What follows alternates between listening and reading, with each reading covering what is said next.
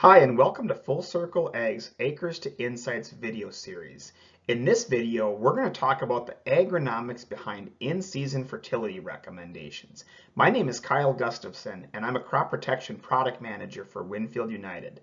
Let's talk a little bit about some of the agronomy and insights related to making in-season fertility recommendations on your corn. To start with, one of the questions you might ask is, what's the real value of putting in-season fertility on? Is there any data out there? We're going to look at some of the data, but take a look at this first off.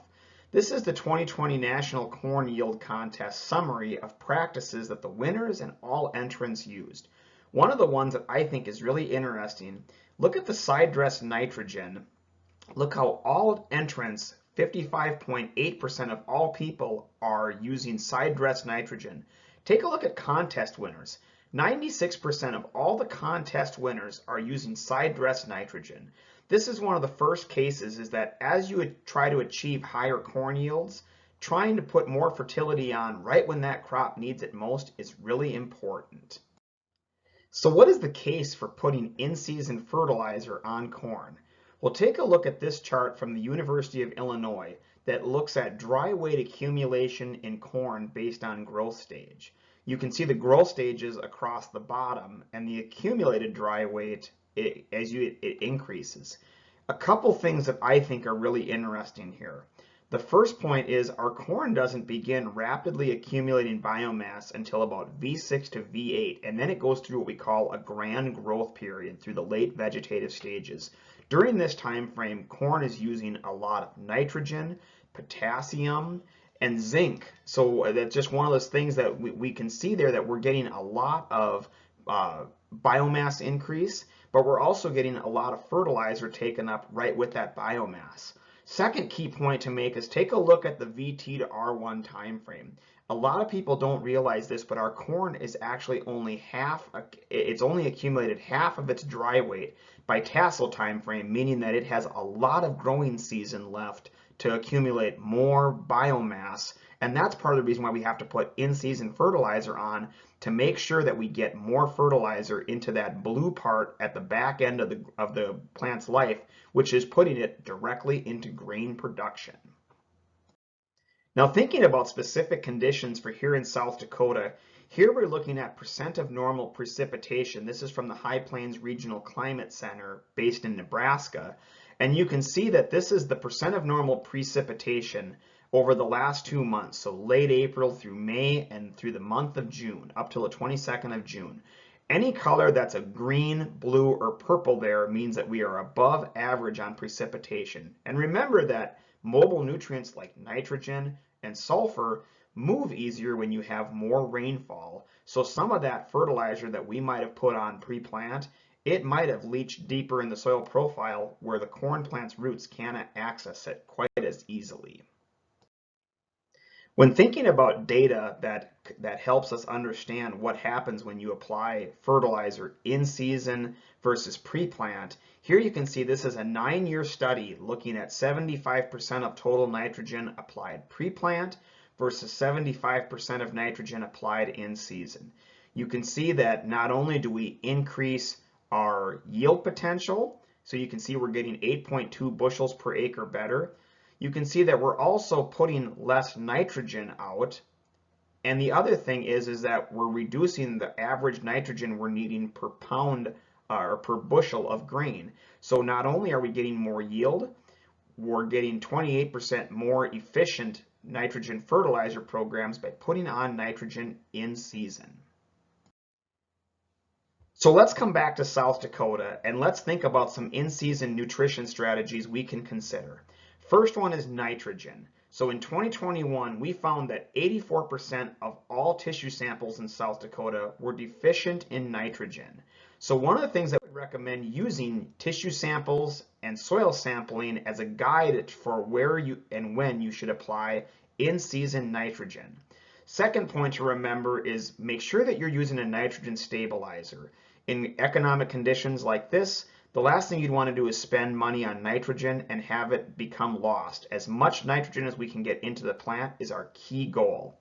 Last thing is consider using field forecasting tool, which is a crop model tool that takes your hybrid, takes the growing conditions, and takes your nitrogen program all into effect to determine whether or not additional nitrogen would be a good benefit. The second nutrient is zinc. No surprise here, you've probably heard us talk about zinc before. 74% of tissue samples were deficient in zinc last season in 2021. Two things that we would recommend doing is applying dry fertilizer. Maybe if you're going to be spinner spreading urea on, you can put zinc 10% LS out with your dry fertilizer. You can also apply foliar Maxin zinc as well, and you can spray that anytime from V5 up to VT to get better benefits from zinc uptake. Last one is potassium. Potassium is kind of a nuanced nutrient where a lot of times if you're dealing with nitrogen deficiency, you're probably going to be dealing with a little bit of potassium deficiency too. Unfortunately, potassium gets taken up by the roots, and it's very hard to get potassium into the roots once the corn has started growing. So one of the things that we would probably recommend doing is looking at a foliar application of potassium, such as a Maxin potassium, to help out get better uptake of not only potassium, but when you increase potassium uptake, you can also increase nitrogen uptake as well. So, and we know that because there's a nitrogen to potassium ratio that we look at in our tissue samples. I made a reference to Maxin potassium on the previous slide. Maxin potassium is a brand new foliar potassium product from WinField United. It's a 23% potassium product, and it contains corn sorb technology to get more potassium into your leaves. If you're interested in using some Maxin potassium, maybe you have some corn that looks like these pictures behind you where you've got the yellowing on the margin of the leaves, Maxin potassium might be a nice product. Talk to your full circle ag agronomist more about using this product on your farm if you're interested. So let's summarize our in-season fertility recommendations. First one is nitrogen.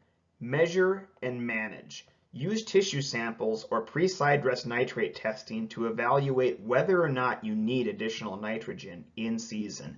That is a great starting point. Also keep in mind that for every 10 pounds of nitrogen you plan to apply, I would make sure that you're adding 1 pound of sulfur, as there's also a nitrogen to sulfur ratio. Sulfur helps nitrogen uptake as well. For example, if you're planning on applying 50 pounds of nitrogen in season, I would recommend including 5 pounds of sulfur with that 50 pounds of nitrogen to make that nitrogen more efficient and effective in season. Point number 2. Zinc, apply early and apply often. So the two things that I would recommend doing here, it would be if you're going to be going out and spraying, applying Maxin zinc as a foliar application. Maybe you're looking at top dressing some dry fertilizer, some urea, some AMS. Adding some zinc 10% LS would be a great option there to add some additional zinc in season.